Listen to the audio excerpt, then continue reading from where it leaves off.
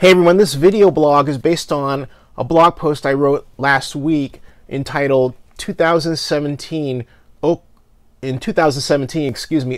Engaging in Analysis Paralysis After 2016 Ghost Ship Fire.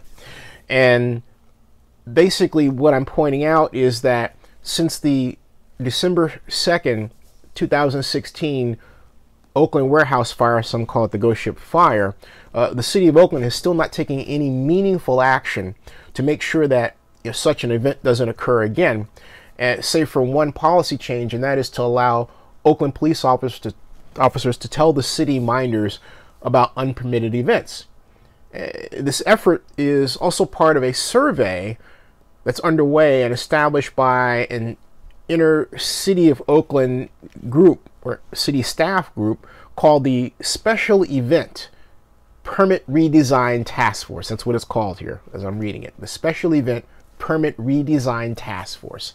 Don't worry if you've not been informed about it as an Oakland resident, because only City of Oakland staffers sit on it. That's it. And not only that, that's a bad idea. The Special Event Permit Redesign Task Force includes Greg Miner, and I'm reading the actual text from the survey page.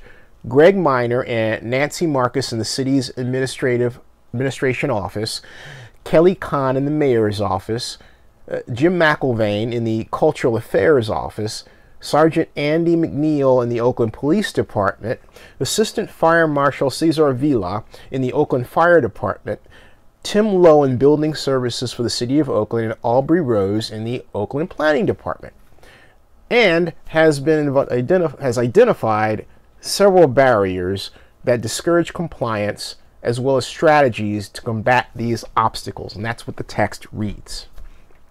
But on the survey page, the task force does not explain what those several barriers that discourage compliance, as well as strategies to combat those obstacles are.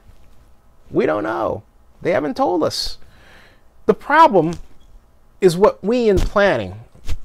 I'm a urban planner by training at Texas, Arlington, and Berkeley, and also having worked for the city of Oakland in urban economic development, used to call analysis paralysis, or the state of overanalyzing. This is actual definition: the state of overanalyzing or overthinking a situation so that a decision or action is never taken, in effect paralyzing the outcome. I will repeat, this is the actual definition of analysis paralysis: the state of overanalyzing or overthinking a situation so that a decision or action is never taken, in effect paralyzing the outcome.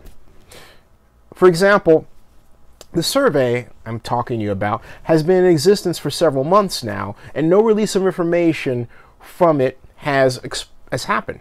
Moreover, the survey itself lacks a way to determine the location of any venue that may be the focus of the response. There's a reason for this, if wrong-headed.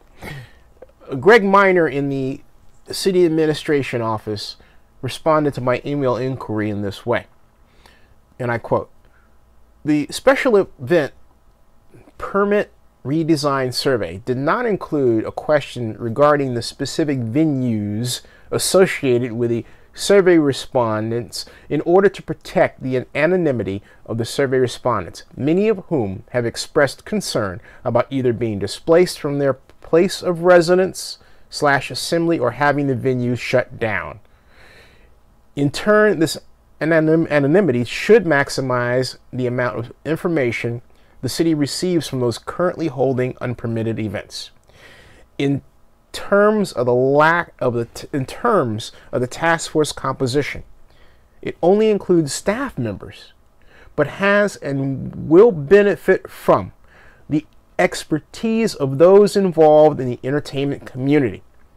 For example, the task force conducted a listening session with a focus group of event holders earlier this year, met with the San Francisco Entertainment Commission director, is currently reaching out to the public via the survey, and will circle back to the with the entertainment community as it moves forward with implementing the suggestions put forth by the public. And that is the exact quote that I read to you from the email that was sent to me from Greg Minor in the Oakland City Administrator's office.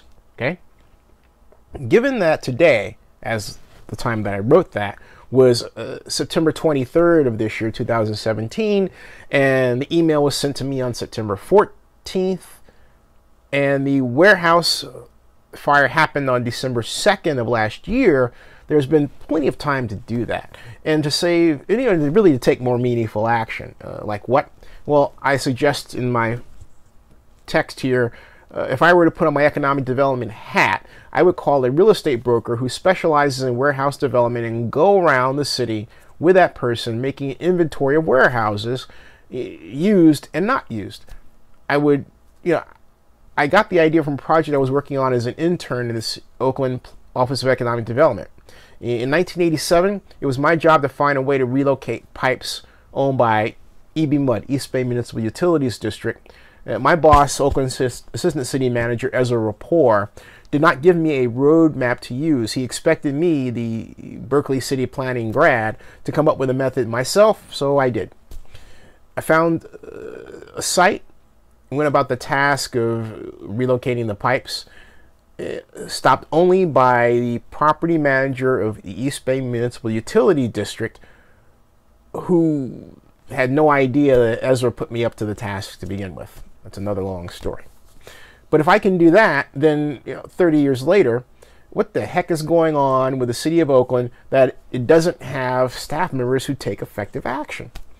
Rather than just posting an online survey, the task force should be expanded to include Oakland event producers, like my friend Milo B, for example, who actually make a list of places that events have been held at or could be held at, and determine what's right and wrong with them by a combination of site visits, phone calls, emails, and information provided by organizations that have held, for example, art gallery tours.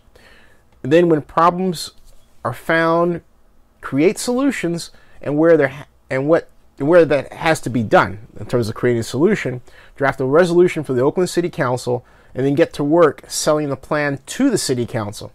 Then once all the kinks in the plan are worked out, and limit that work to a month, put it up for a vote.